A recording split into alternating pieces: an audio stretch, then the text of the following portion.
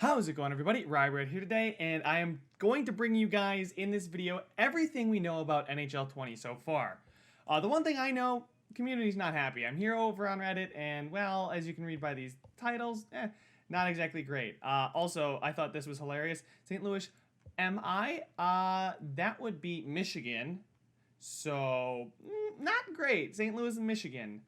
Anyway, if you guys want to know what we're getting in NHL 20, they did release some more information via GameSpot and Game Informer articles. So I'm first going to break down the GameSpot article for you guys and bring you guys everything that we haven't already known and seen. I did break down what they posted on their actual website. That only touched on some of their major changes, I guess. And that video will be down in the description for those of you that want to see it and haven't seen it yet. But if you guys haven't seen it, Auston Matthews is the cover athlete. Now, I do kind of like the color scheme, the purple to sky blue. It is kind of nice. I do like that. RPM changes and improvements. New signature shots bring superstars into the game like Matthews' toe drag, Subban's heavy and powerful slap shot, Ovi's one-timer, and etc. And more shot animation, which I think is going to be good because you kind of do have to rely on the scoring the same type of way every time. So if it brings that, if the gameplay feels new every time you boot into a game, that it's not the same, oh, let me just do the same thing every time, that's going to get people back to playing the game. The goalies as well are getting an upgrade. So they're going to read the play, and they're also going to, I think, try and, redirect pucks into a safe area. I'm not sure how that's going to work. In the trailer, we did see some 5-hole goals, so I don't know if they just turned that on rookie and just decided to shoot, or had someone control the goalie and not do anything, or if 5-hole goals are there. I'm a little skeptical, but, if we can now score in multiple diverse ways, like real NHL players do, that's a great step forward for the gameplay. And to all EA's faults, NHL 19's gameplay I thought was better than anything we've had on this current generation of consoles, but I went and played NHL 15 on the 360. Still miles ahead of what we have, and we're, 5 years later? So we kind of need to step it up, EA. Doc and Eddie are out, so yes, guys, the NBC commentary is out. They've gone with their own EA present the game, their own presentation style with EA. No NBC package, no Eddie Olczyk and Doc Emmerich. The new commentators are Ray Ferraro. So those of you that don't like Ray Ferraro, he's there. And hockey broadcaster James Cybulski. I don't know how to say that name, but I'm going to go Cybulski. Went with new commentators because they better represent the kind of youth and energy the fans want to see. Now, I really hope they don't go overboard with trying to use slang terms and things that you hear in the world of Chal, because if this is an NHL broadcast, they should be keeping it straight, honest, and the way you would hear on you turn on the Blues game, you turn on the Bruins game, you hear those commentators, their own local commentators, and it should sound something like that. They recorded 300 hours worth of commentary as opposed to the 30 hours for Doc and Eddie. So this 300 hours means, hopefully, it'll be 10 times less stale than Doc and Eddie. Because Doc and Eddie, I like them a lot. I really like NBC's broadcast. But they did get really stale, and there were a lot of times I wanted to throw my controller through the screen because Eddie Olczyk was really pissing me off. Now, I like Eddie, good guy. But man, did he sound really snarky sometimes. They are based in Chicago. It was not very convenient for EA. Not only that, but Doc and Eddie were likely expensive given their history in the league. Okay, so EA kind of decided to save some money here. They cut their budget. Well, they're actually focusing. A lot of their budget is focused on NHL 21. So NHL 20, I don't want to say it, but it was probably more of an afterthought. They did work on it. They probably put a good amount of effort into it. But with, NHL 21, they invested more resources and workers into that game, so hopefully that game is good. Not uncharted territory. NFL dropped Jim Nantz and Phil Simms, and I do actually like the NFL commentary, how it's kind of different. It's unique. Now, I would like to see a different kind of package. Like, give me something special. Give me like something new. Give me like 2 sets of commentators for just something that makes it feel special. Because if every game can come in with these 2 guys, it might feel a little stale if you're going to play the game, by Christmas time. If you buy it at launch, it might get a little stale. Have more playful and lighthearted banter that comes across as more natural sounding. So hopefully that's good. Playful and lighthearted banter, it could get really, really annoying. It could be a really misstep from EA here.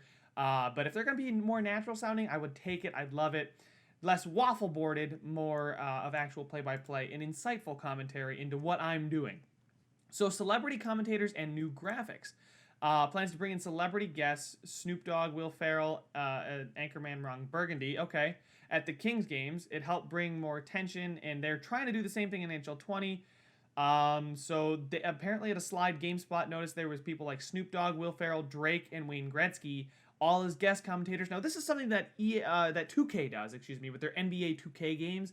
I actually like it. They bring Kevin Garnett, they bring Kobe. You play the Lakers, they interview Kobe. Now it's the same kind of interview basically every time, but it's still kind of fresh as long as you're not playing as the Lakers. If you're playing as the Lakers, it could get kind of annoying hearing that game after game, playing that game after game.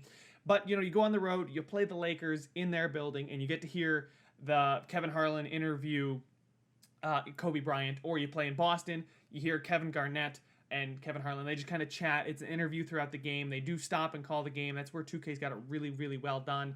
The interviews that happen, they stop the interview. They go, oh my God, what a dunk. That's great. I would love to see something like that. And if they can do that, that'll be fresh. It'll be something new, unique.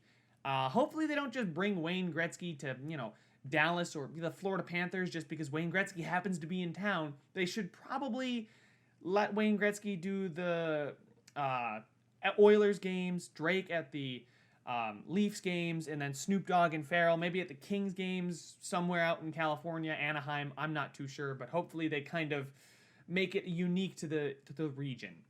Graphics and scoreboards will look different this year. And when they say graphics, I think they mean like presentation, like instead of the NBC graphics package, they're probably making their own graphics package. As you guys saw, that picture with the before the game, the two teams, I can just pull it up right. This is what I'm talking. That's probably what they mean by graphics. I don't think they mean like, oh, new face scans and stuff like that, because that's something we desperately need, but I don't think we're gonna get it. Additionally, there are new sequences to aim to showcase the flashiest and most exciting. This includes play of the period and play of the game, as well as new celebration. We saw some of that in the reveal trailer. We saw the Conor McGregor Marchand, and we saw some more stuff like that. So hopefully there's some fresh. We saw the Matthews with the cup and cupping his ear. If we see some new celebrations, I really don't want them locked to a player. I don't want to have to just push Y every time. If that's something like I can do a button combo after I score, that'd be great. FIFA does that, works out well. You can do any celebration with any player, pretty much, except for the Ronaldo C. That's locked to Ronaldo, but that is his special celebration. So, give it to him there. But I would really like to do this. I guess that could get toxic. The McGregor walk could get toxic if you can do that on your own. But, let the community choose what they want to do. And if I'm playing offline, let me style and profile on the computer all I want. Yes, if you guys haven't heard, NHL 20 added Battle Royale. Now, it's not really Battle Royale in the sense that we know Battle Royale. It's a tournament mode. So, yes, it's called Eliminator. Winner-take-all competition. It comes in two versions, 1s and 3s, so you can squad up or you can play 1 solo. Again, I don't think it's Battle Royale in the way that you guys might think it's Battle Royale or the way you want it to be Battle Royale. It's a survival tournament. It's a tourney mode. It's not Battle Royale. EA's using the term Battle Royale to basically get that buzz, get that feed out there, get people talking about like, oh my God, NHL added Battle Royale. They didn't. It's a tournament mode. It's a tourney style.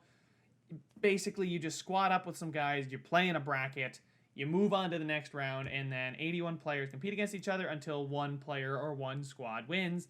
The ones mode was introduced in 19. We all know what NHL ones is. These matches will continue until one player is crowned champion. So basically, you take the winner, and then those 3 guys go into one rink, and then the winner of that take the 3, and then until you get to the final 3. It's not Battle Royale. It's just a tournament mode. It's a tourney. Something you would see at like a softball charity event. Your squad, you squad up, or maybe a home run derby. The home run derby's got this. You go 1 versus 1 into the bracket. It's just a bracket tournament. Really not a battle royale, but they want to say battle royale because they're hoping it's going to draw people into the game. Pond hockey gets an offline mode and new venues. So the new venues and offline, I'm not going to give them credit for offline. It should have been offline. They did it. Ones was such a great idea. I was hype about Ones last year. I played it in the beta. It was so much fun. Not being able to play it last year, it lost a lot of steam and lost a lot of momentum. And EA, they did this. I hope they're not going to do this in FIFA. They just released Volta mode, which is basically 3s for soccer, for football. and they're hopefully not going to delay it another year before they bring it offline. They come out with these great ideas and they shoot themselves in the foot. Like, they have offline modes that would be perfect for online and online modes that would be perfect for offline. And by the time they actually do convert it, they've lost all the hype. NHL 1 last year could have been such a great mode to play offline, introduce more people, get more people in the community for NHL 20, but it's not something I'm going to give them credit for. Hockey Ultimate Team adds squad battles. Now, squad battles, I've explained this, but I can explain it again for those of you that didn't see my other video. Squad battles, 4 teams each week. You play those 4 teams, or 4 teams each day, I should say. It's in Hockey Ultimate Team. 4 teams per day. You play those 4 teams, and the difficulty you choose, you get points for that. Then you go up a leaderboard, X percentage of players in this bracket, that got 32,000 points this week. They're in Elite 2. And they get these rewards. So that's how that works. They also added 400 icons, or up to more than 400 icons. They didn't add 400. They have 400. New stuff for the World of Chell. That's great. No customization. New Chell challenges that you're going to have to hop in and play. Each week you can get rewarded. Maybe an exclusive jersey, an exclusive toque, a bandana, a snapback. Oh boy. So exciting. I do like the customizations options, and it's something I did give EA credit for, but come on. Hockey is a bruising sport. This one is new to me as an element synonymous with the game is hitting in general physicality. It makes it more exciting to watch in real life, and the game's physics and collisions engine add to this. At the same time, there is a human cost to hockey's physical nature, as demonstrated recently in a long time with head injuries and concussions. When asked on his thoughts, he said, "Why would you even ask about it? It's a freaking video game. Who cares? If I drill somebody in the boards and they get hurt, it's a video game. It doesn't matter. As developers, we want to mirror real-world sport as closely as possible while still being fun first. Yes, so let me drill somebody in the boards and let them get up. I can turn injuries off. There don't have to be injuries on. This paragraph boggles my mind. What is the point of this section? Physicality is definitely an element that adds to fun gameplay, and so is an important part of our game. Yes, very important. That said, we do have a responsibility not to encourage or celebrate the negative side effects of physicality, like injuries, which is why we take great care to make sure enforce our rules the same way the NHL does and doesn't celebrate those.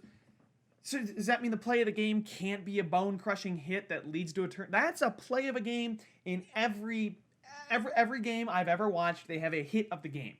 There's a hit of the game. In Buffalo, we call it the Karuba Collision, and you can vote for the best Karuba Collision. They have the fans in the stadium cheer for it. In the arena, they cheer for the Karuba Collision of the game. Don't give me this, oh, we're too lighthearted, we want our game to be fun, and we don't want to celebrate. You're not celebrating injuries. It's a real hockey simulator. Injuries happen, and it's a video game. If Ryan O'Reilly gets a concussion in NHL 20, guess what? Ryan O'Reilly can still go out there and play the next game. It doesn't affect anything. Everybody's got their own simulation, and injuries happen. We should have to deal with that in franchise mode. And if we're going to go ahead and give a buddy pass to our teammate and he gets hurt, that's going to happen. Don't buddy pass it if you don't want that guy to get hurt. Like, oh my God, we think NHL has done a great job of prioritizing player safety. False. In the real world, and we're proud to be able to provide with a real fun physical experience that doesn't come with any risk. It's a video game. Of course there's no risk of injury in the real world. What is this quote? What is EA? Are you kidding me? What are you saying? What? Why? Why did you? Who wasted their time with this interview? First of all, asking this question is dumb. Physicality, I get it. RPM, I want to lay bone-crunching hits. That's great. Make them realistic. Make the bodies move in a realistic way. Make injuries happen. If I go knee to knee, somebody's knee might get hurt. And if their knee gets hurt, that's part of the game. Give me 2 minutes for knee to knee because I went in awkwardly. I don't know, because I tried to hit them from a bad angle. Who knows? If I plaster somebody against the boards and they break their collarbone, so be it. Have the guy fight me. Have one of his teammates step up and bite me because I injured his teammate. Don't give me this bullshit physical experience that doesn't come with any risk in the real world. It's a video game. You make a video game. Of course there's no harm in the real world except for me punching the guy next to me because he just injured McDavid. Oh my God. Okay, I'm gonna stop. I'm gonna breathe. All right, we're gonna keep moving on. That really bothers me. That is a horrible paragraph, and I have no clue. Like, come on, EA. Really? All right. Franchise mode updates. Ooh, we got some franchise mode updates. Regards, scouting was introduced in NHL 19. Great. In a new game, you can hire and fire coaches, something we've been asking for years. Finally, EA. Additionally, there is new line chemistry feature that allows players to select players who match the right chemistry for a particular line to have the most success. Now, that's good. That's what I want. I don't want to see 4 snipers on the top line and that line just cranking out goals like mad. Or, you know, a bunch of playmakers and somebody's just scoring like crazy. You should have balance of the line. That's, you know, and if players' morale is affected by this too, like, I'm sorry, if I have too many snipers, you know, you might have to play on the second line. You're not as good as our top sniper, but you're another good... Like, look at Evgeny Malkin. He's a great playmaker. He's a great center, but he's got to sit behind Sidney Crosby. I can't just, you know, throw him on the line too, because then, you know, the line chemistry is off. And I like that. That's a good addition. NHL 20 also adds a new trade finder feature. Thank God.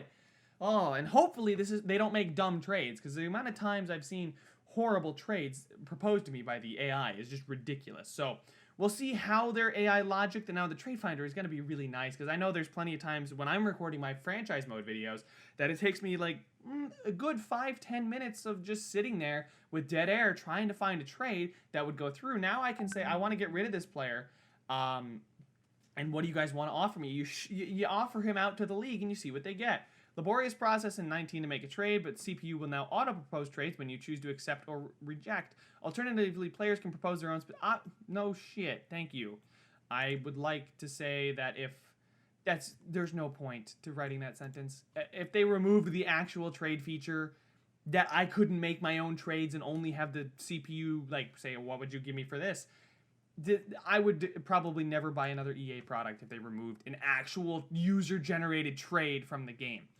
Unfortunately, this franchise mode update is very small. Now, I think each coach comes with the scheme. Now, I think the Game Informer article, I think I was reading that, so I will go ahead and touch on that. When we get to that, no Nintendo Switch or PC versions. I mean, I would love a PC version. The Switch, not as big of a deal, but a PC version I think would be pretty big. And then it launches the 13th. The Deluxe, and I already covered all that. EA Access subscribers can play the trial starting on September 5th, so you get it a full 8 days early. And if you pre-order it, you get it 3 days early. So 10 hours. EA Access is now on Xbox and PlayStation, which is good for all of the NHL community. Now, we're going to go over to the Game Informer article where it's breaking down the biggest changes to come to NHL 20. I'm going to zoom in for you guys here. Or not. I'm going to just reset this to 100% because I'm noticing that is, well, not exactly the way I want it to look. So the recording was fine with the GameSpot article, but with this one, I want to get it zoomed in. This text is really small for you guys, so if you guys want to read along with me.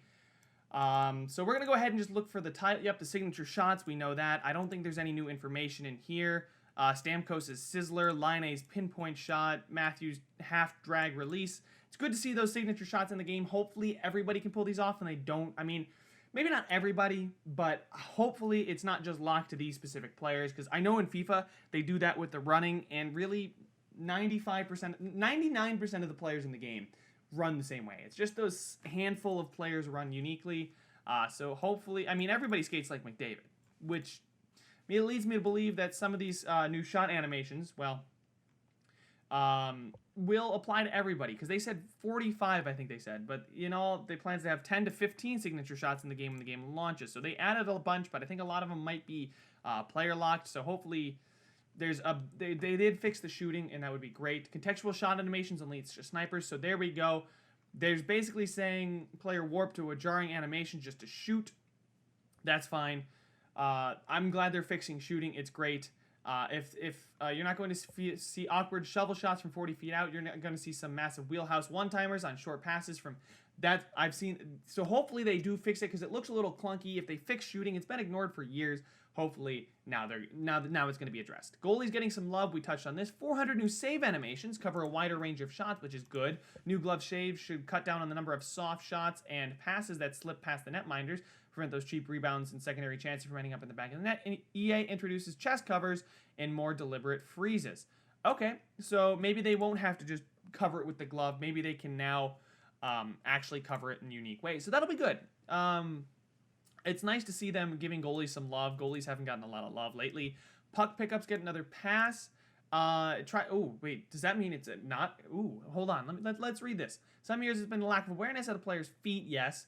Though made some tweaks to improve it over the years, he still has work to do. NHL 20 tries to improve the situation, leaning on the real player motion. In Motion Tech takes the RPM skating system from last year and adds more contextual body animations for passing, shooting, and picking up the puck. In NHL 19, they had to stop skating, enter a glide before executing moves like passing, puck pickups, and one-timers. This slowed down the overall play and allows defenders to catch up. Yes. In NHL 20, RPM Tech is used to... Okay, so if they're blending it more with explosive lower body skating, resulting in playmaking and executing at full speeds, just like NHL Superstars. So that'll be good. So Game Informer have played a few games of NHL 20. It's too early to comment, but the preservation of speed when receiving the puck was noticeable in certain circumstances. Players charged into headman passes without losing momentum, similar to wingers catching up with the through balls in FIFA. If this change carries through, we may see a lot of more breakaway. That would be fantastic. That's what I want to see. If we can keep our speed up and our pace up, that'd be great.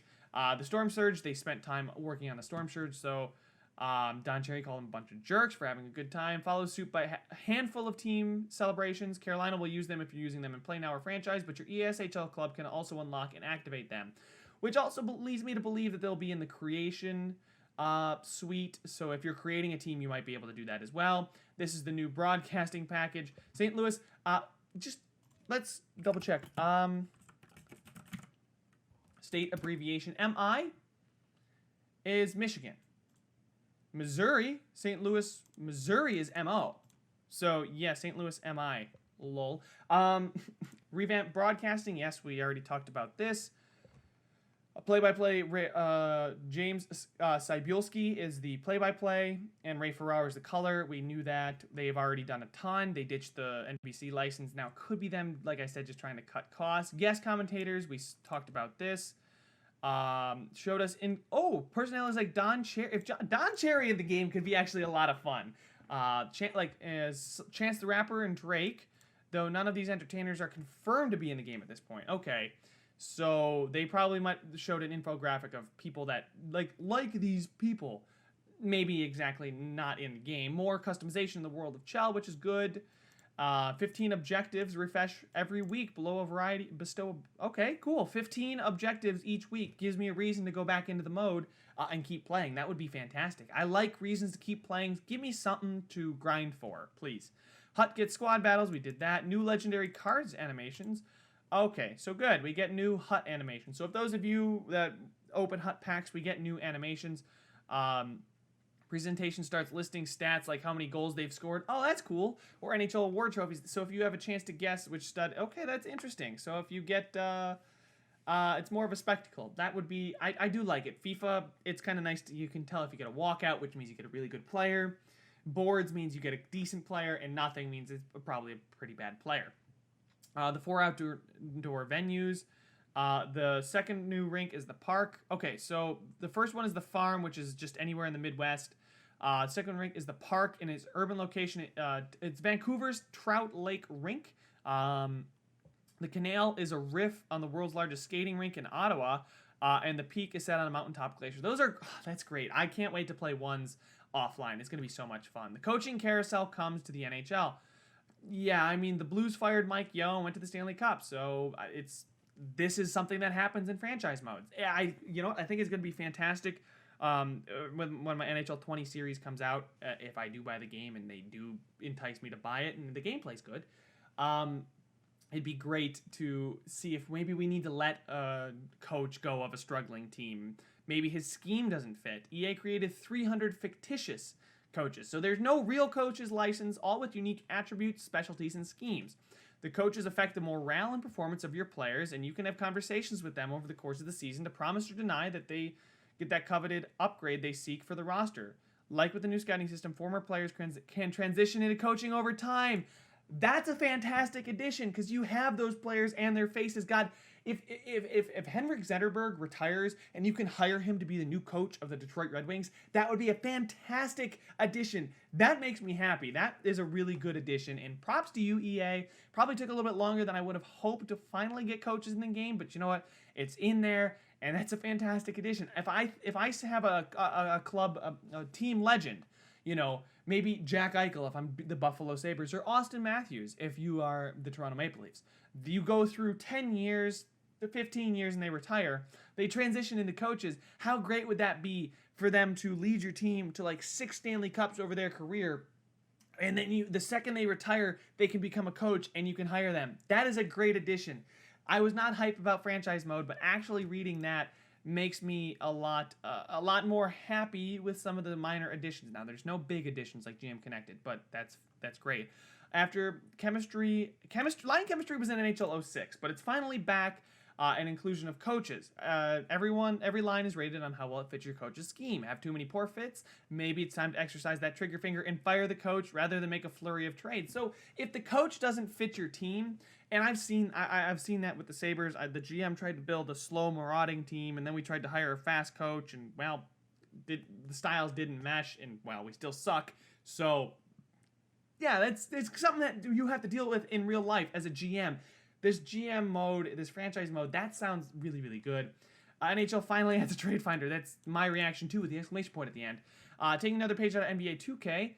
Yes, if they could just emulate NBA 2K's My League, give us all those customizations options. You can hire the CFO, the assistant GM, the head coach, the assistant coach, the scout, and the trainer, and they all make a difference on the way your team runs.